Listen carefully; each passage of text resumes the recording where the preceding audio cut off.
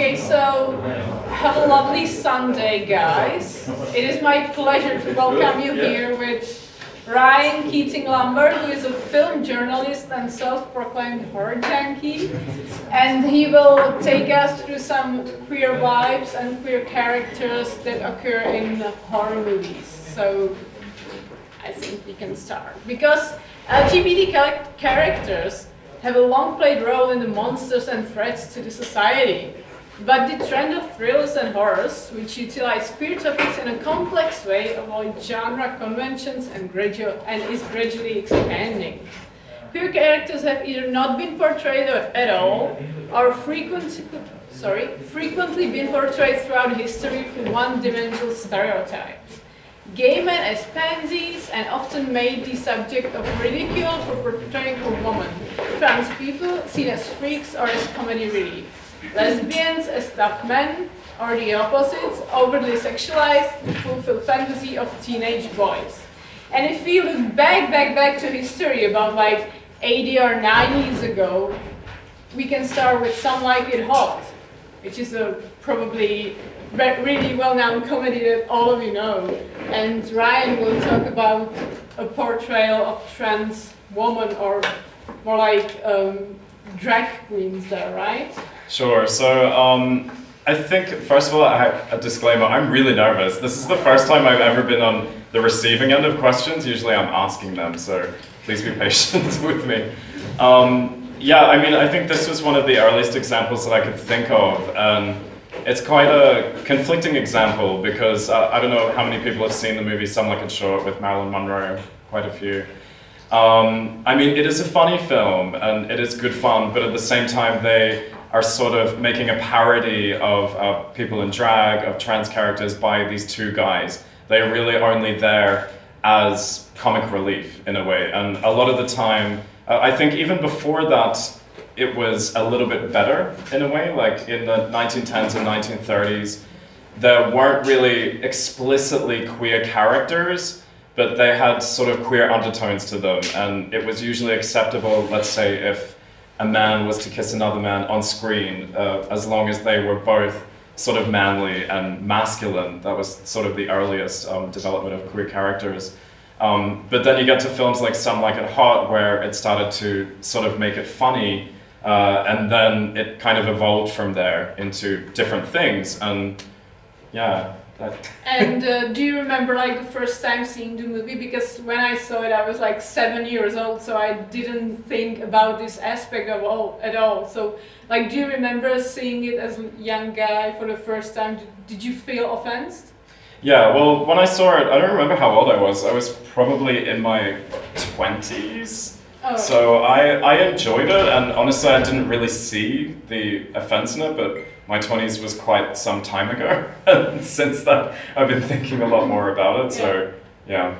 I just thought, like, maybe if you have seen it, like, as a kid, it would have a different, you would have different opinions. Oh, for sure, yeah. And I think you need to take some of these films with a grain of salt. I don't think that it was, you know, I don't think a lot of these films were made in the sense that they knew that they were being horrible. They weren't made to be offensive, so I think, yeah, I was going to go into cancel culture, but I think that will take us down a huge rabbit hole. But I mean, generally with a lot of things like that, of course it really depends from film to film, especially with queer characters, but I think you've always just got to have that disclaimer in your head. You know, like it was a product of its time when people thought differently, and it definitely is not acceptable today. But I would not say to people, don't watch Some Like It Hot. Don't watch it for that reason. Okay. And then we have other movies that are a bit younger, but still maybe were considered quite old. And they're on the other end of the spectrum, where trans people or queer people are not portrayed as funny and ridiculous, but are portrayed as villains or freaks. So what movies comes up to your mind when you say it? So many, but when I was thinking about this, like this whole topic, I was trying to think where this kind of started from, and I think it started with some horror movies, with the classic Universal monster movies, you know, like Frankenstein, The Bride of Frankenstein, The Invisible Man. These were all directed by John Whale, who was notoriously gay in Hollywood and worked with a lot of other queer people in the industry. And a lot of scholars said that characters like Frankenstein's monster, the reason that we kind of feel sorry for him was because of John Whale. Like, he made us feel sorry for him, and he kind of gave these characters who were different and, you know, not necessarily like LGBTQ+, but they were queer in the sense that they were different. So he kind of made them queer in a way by giving them feelings, making them kind of sad, and then I think it sort of grew from there. And I mean, you can also see it with a lot of classic Disney villains. A lot of Disney villains are pretty gay. I know that Ursula the Sea Witch was based on Divine. But yeah, I think it grew from there, and again, there was that comedy element to it. But yeah, always attached to villains, which obviously is not necessarily a very good thing. And then, rather than it being sort of cartoony, it then became something much more real. Like if we see The Silence of the Lambs, where there is a trans person who is portrayed as psychotic and sick in many ways. This is, even though I love this movie, kind of like Some Like It Hot, and I loved it when I was younger. As a kid, now that I'm older, I still watch it and I enjoy it, but I have to watch it through that lens, thinking, okay, that's really not a good representation of a trans person at all. And I mean, there were loads of movies that did that. The Talented Mr. Ripley is another one. And that one, I think, scared me a lot because I saw it as a teenager and I was coming to terms with my own sexuality. And then seeing Matt Damon doing these things, and especially the end, I won't spoil it for anyone that hasn't seen it, but the end just really scared the shit out of me. And I was like, okay, is this what people are going to think of me? Is this how I'm gonna end up in some way? Or yeah, so that's a thing we discussed yesterday, because Ryan told me that when he was coming out as a young gay man, he thought he would either die of AIDS or HIV, or he would be murdered, right? Yeah. So yeah. what are the other movies that made you think that? Because yeah, well, I mean, on the topic of HIV and AIDS, definitely Philadelphia with Tom Hanks. I think that's the earliest memory I have of seeing a gay character on screen, and I remember watching it with my parents and being really, really confused, and I was even younger then of what it meant. And you know, I was too young to even understand what that virus was as well. So for me, he was just falling apart, and people were just being absolutely horrible to him. So definitely not a good way, despite his performance being great, definitely not a good way to present a gay person. But I mean, on the other side, it's good that stories are told about HIV. They definitely need to be told.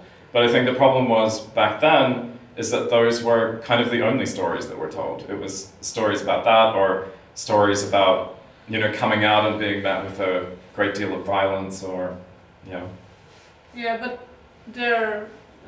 we also spoke. There are some horror movies that have a very queer undertone, but maybe just like people see it through queer reading, right? So if we talk about, for instance, The Interview with the Vampire. Yeah, absolutely. I would love to talk about that film. That's one of my favorite films. The floor is yours. Yeah, and I think that's a film I saw when I was younger, and I really identified with it, and I had no idea why until I was older. But in my opinion, I think it is the gayest non-gay movie ever made. I mean, Anne Rice later came out, I think, a couple of years ago and said to the public, okay, Louis and Lestat, who are played by Brad Pitt and Tom Cruise, were actually gay. But back then, I never wanted to say it because it would have been much harder to get it popular, which is horrible, but back then it was true. So I think there were these slightly more interesting queer characters in films back then, but it was always sort of subtle, I think. They kind of went under the radar a bit until now, after a lot of people studied them, it became quite obvious. Top Gun as well. Top Gun is so just insanely gay. And I mean, and now they're making a sequel. I don't know how they're going to replicate that, replicate those relationships. And do you feel like it's more gay or it's the 80s vibe in Top Gun? Because for me, Top Gun is just like straight 80s. Yeah. Does it mean gay? Because I don't believe it. It's a good question. Maybe a bit of both. Yeah? Do you think so? Yeah, for sure. Okay, so... I've made so many notes. Yeah, like he has prepared like an essay for 3 hours and then he's just like pinpointing. So then we can talk about, because you told us how it was done before, but the things are getting better and that's why we are here. So let's talk about some monsters in film today. They've come long ago, so what comes up to your mind? Sure. Well, the first thing that kind of came to my mind wasn't necessarily from film, but more from television, especially HBO. I mean, shows like 6 Feet Under, I think, have pretty good representation.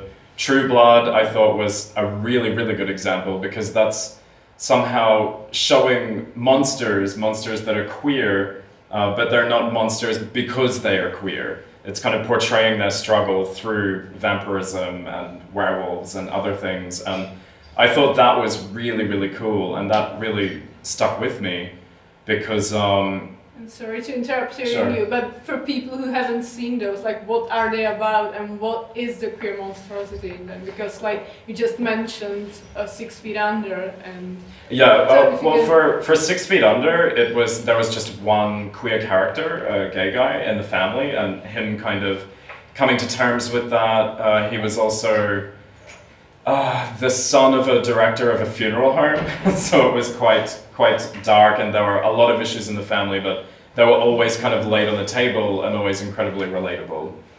And True Blood, as I mentioned, was mainly vampires. Like, it was vampires that was the main monster. And I mean, even from episode 1 of True Blood, they talk about vampires coming out of the closet. So you know straight away that it's definitely a metaphor for something, which I thought was really nice.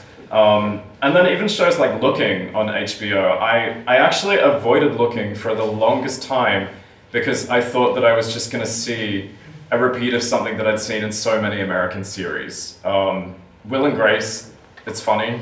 I think it's funny, but I thought it was quite one-dimensional in its portrayals, like a lot of sitcoms. And even though Looking wasn't a sitcom, I was really cautious to go towards it, because I thought, am I just going to see the same one-dimensional portrayals that are really offensive of guys? But then eventually when I watched it, I really liked it, and I thought it was good. But then today, I mean, it's way better in television. I mean, you have shows like Pose, which is fantastic.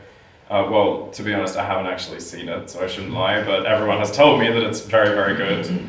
And Euphoria as well is also a good one, especially for trans issues. And I mean, RuPaul's Drag Race, just completely throwing like queer culture and drag culture out into the world is just glorious. It's such an amazing thing. So it's definitely getting better. But back to, sorry, I feel like I'm just taking over the questions. No, you can take it in. It's yours. It's yours. You are the expert here. So.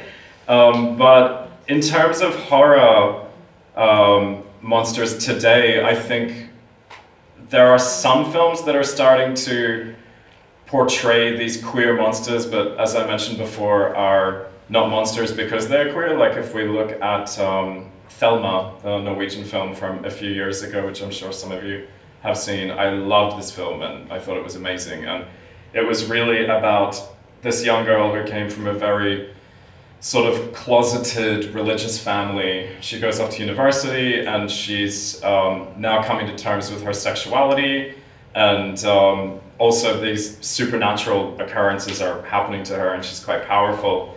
And I thought this is a really cool way to get the point across by using this kind of horror. And I mean, sometimes some of the stuff we go through is like horror, and I think showing it like that is the best way to show it. A couple of other films, Raw, I thought was really good for that. I'm a huge fan of Raw. The Duke of Burgundy also.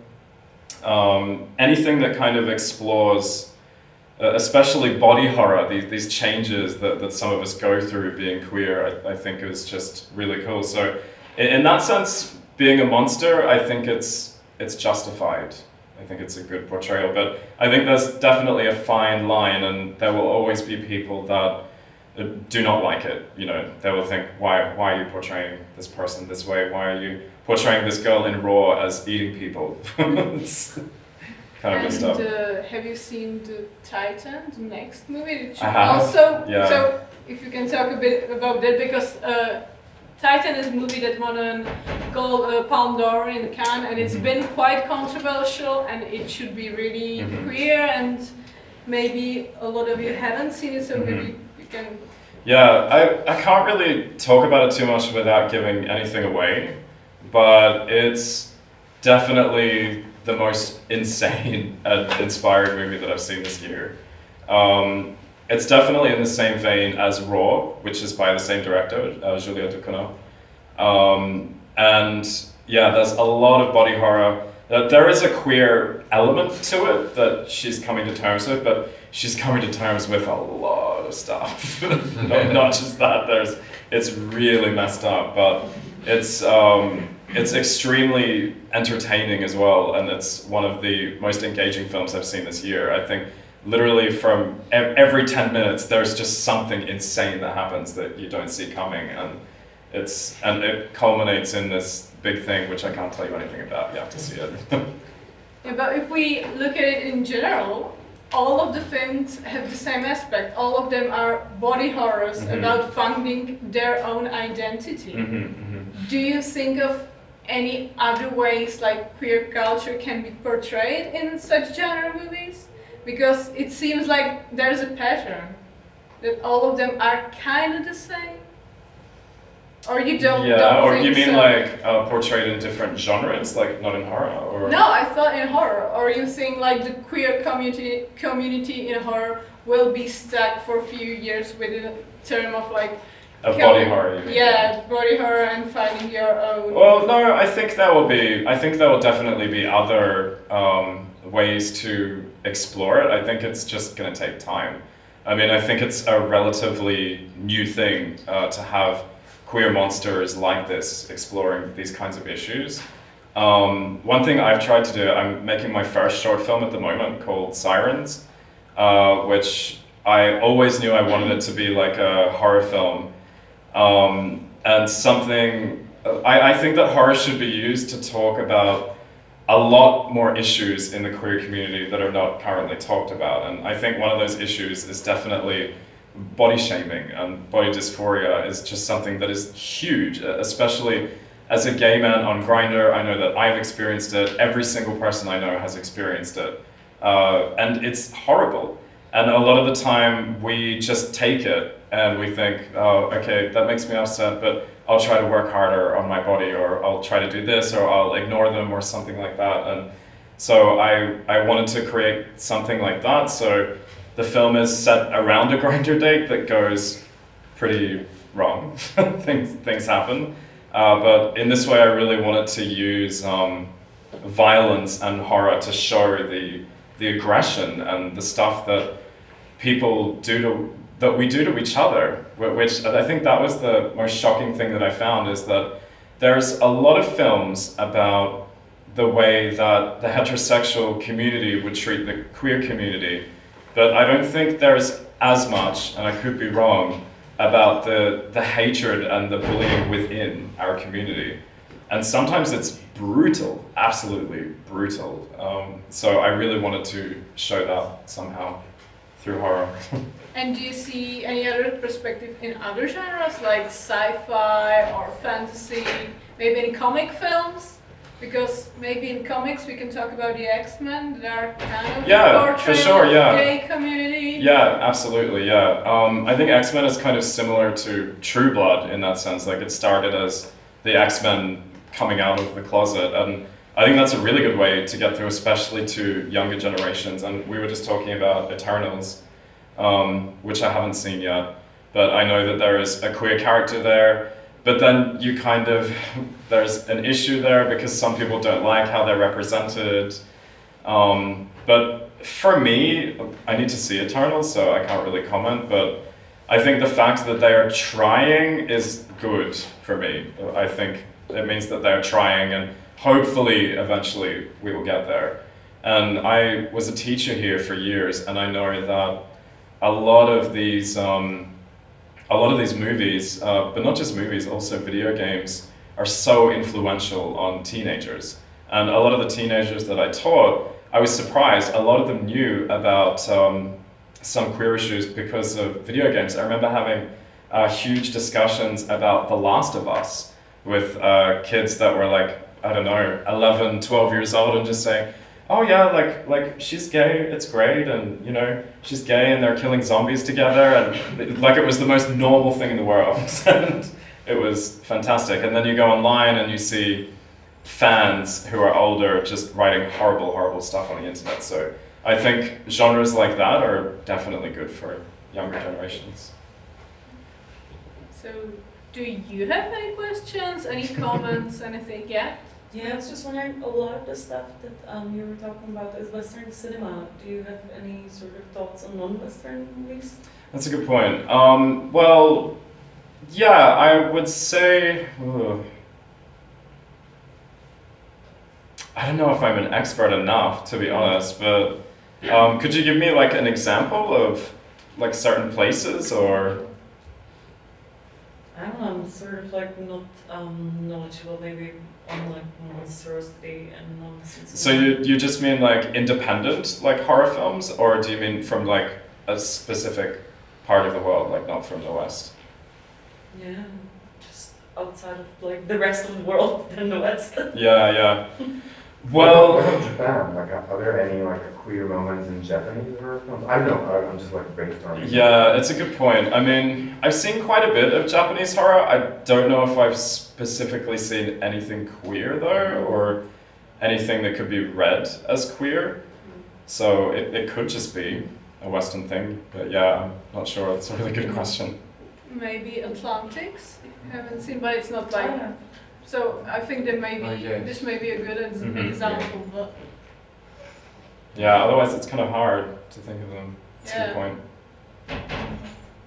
So sorry, maybe we have to be stuck in the West right now, and then maybe we'll move more to the East. Yeah. Okay. Back to the discussion about the golden era of Hollywood and the portrayal of queer people.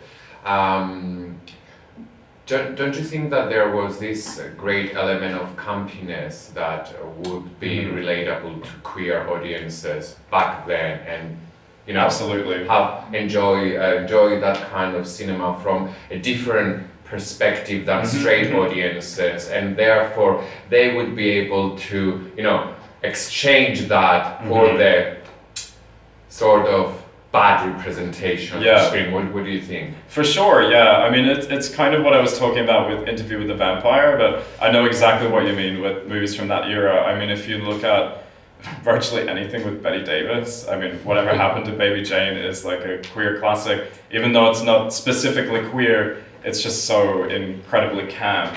And actually, we were talking before this a little bit about Ryan Murphy, who I'm not the biggest fan of, to be honest. I just don't really like his stuff too much.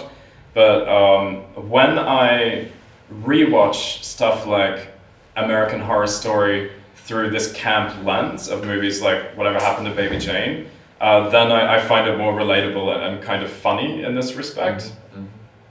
But yeah, there were definitely a lot of camp things. What do you think about Ryan Murphy? I think, for me, it's more of like an aesthetic thing. To be honest, I haven't seen that much of his work because I just don't like everything that I've seen of him. But I watched quite a bit of American Horror Story back in the day, and it took me a while to get into it because I found everything to be so overly exaggerated and overly colorful and so distracting. And I know he does shows now like Pose, which probably have better queer characters, but some of the queer characters that I saw in American Horror Story, for me, they were almost just queer monsters, which to me was odd. Like why would someone who is queer want to make these really one-dimensional characters? I thought that was kind of strange. But again, I haven't seen some of his later stuff now. I'm sure that it's much better, so... Yeah, I think the same was more or less written about Ratchet as well. I don't know. Yeah, I started watching this that. kind of over-stylization that ultimately misses the point. Yeah, but a lot of people really like it. And as you said, like... Success, and because it kind of, I guess, gives homage to this campiness from the golden age of Hollywood. Yes. Maybe that's why some people like it.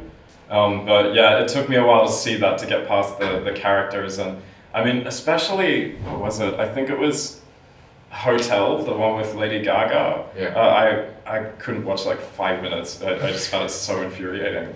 So infuriating. Yeah. Any other comments? Do you want to talk about any other specific movies, or? I don't think so. Let me check my gigantic list. I think yeah. Have you seen Spiral? No, I haven't. HBO, and I think it's quite an interesting example of contemporary genre movie with a gay couple as main characters, which is completely not about them being gay. They are just gay family. It's quite interesting. I would like to see it, actually. I have heard about it, and kind of on the topic of that, it's definitely not a horror movie, but when we talk about The Divide, which was this year's opening film, I absolutely loved this, and I thought it was one of the best opening festival films I've seen in quite some time. And it's exactly as you said. There's a queer couple in it, a lesbian couple, but at no point is it 100% about them and about queer issues, but they are just queer characters in the film generally. And this I loved, but when I came out of the film, a few friends said to me, "Oh, but it wasn't queer, even though it was queer at Cannes, it wasn't actually queer." And I said, "Yeah, but there's a queer couple in it." And I said, "Yeah, but it wasn't about like queer themes or anything like that." And I think that's going to become a new debate soon about whether these films should be in categories like this. I think they should be, definitely, because I would love to see, like my life when I walk outside, I'm not always coming out or always dealing with the stuff. Sometimes I'm going to work, doing this, and I would love to see that kind of representation of queer characters, for sure.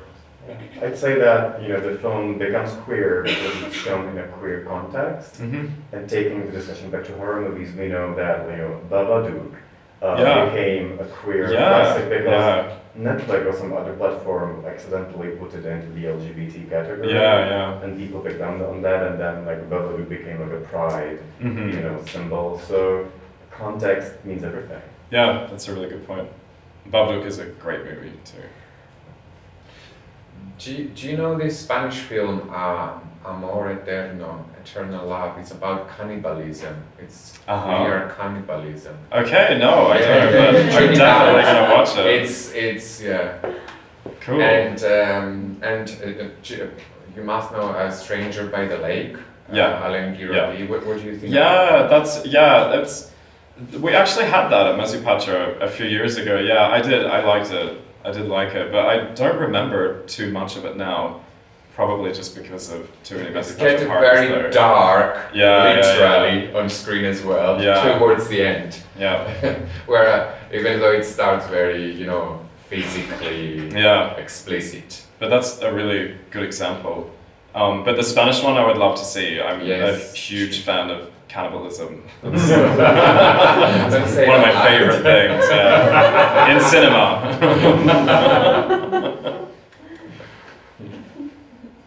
Do you have anything else, or maybe you can turn it into like an open debate? If any of you have a points or have some films in mind that you would like to point out and you would like Ryan to watch, come on, it's time. There is another film about cannibalism from Australia, I think. Fresh Meat is the title.